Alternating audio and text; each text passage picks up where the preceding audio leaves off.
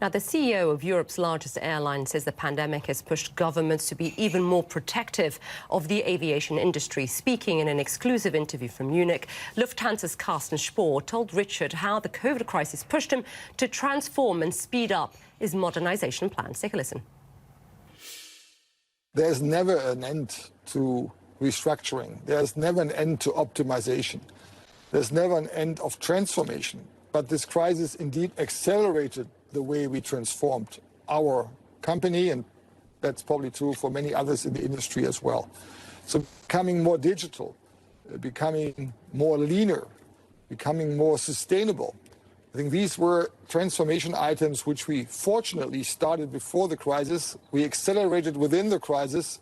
We will continue to work on after the crisis. Does Europe need to change its ownership rules? Does the industry need to, just a couple more questions, fundamentally, so that you can buy and sell each other, you can consolidate, you don't have to have weird constructs there, and you can compete. Is that what needs to happen next for the industry?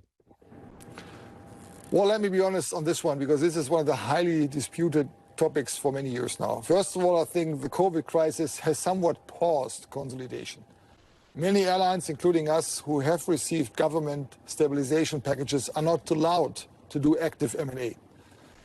Also, governments will have restrictions on their airlines being taken over by others to an even higher degree than they had before the crisis, because they helped their airlines to stay alive.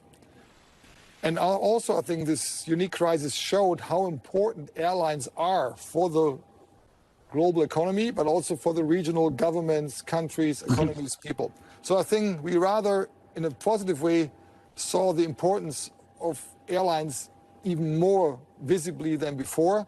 At the same time, government protection of airlines probably has increased, not only for the time of the crisis.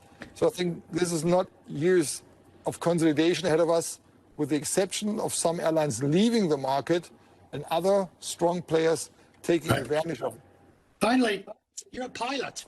You're used to dealing, you're trained to deal with crises, and you're trained that crises are dealt with through routine and procedures, not panic and chaos.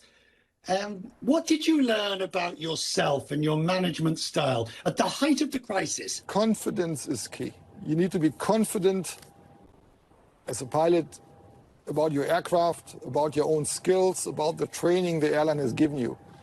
And I think in our situation, we never lost the confidence in Lufthansa. Our customers never lost the confidence in Lufthansa. Our governments didn't lose the confidence. Surely our staff and management didn't. So I think that confidence is a very strong force, especially in times of crisis. In a way, it kept us together, and we never had a doubt that we'll eventually come out of this crisis in relative terms stronger than many others, and we will bring as many people as possible through this crisis. I think that was quite even a positive experience, to feel that strength in the company, that sticking together in the company, which maybe without the crisis you wouldn't have felt in the same way. And you never doubted?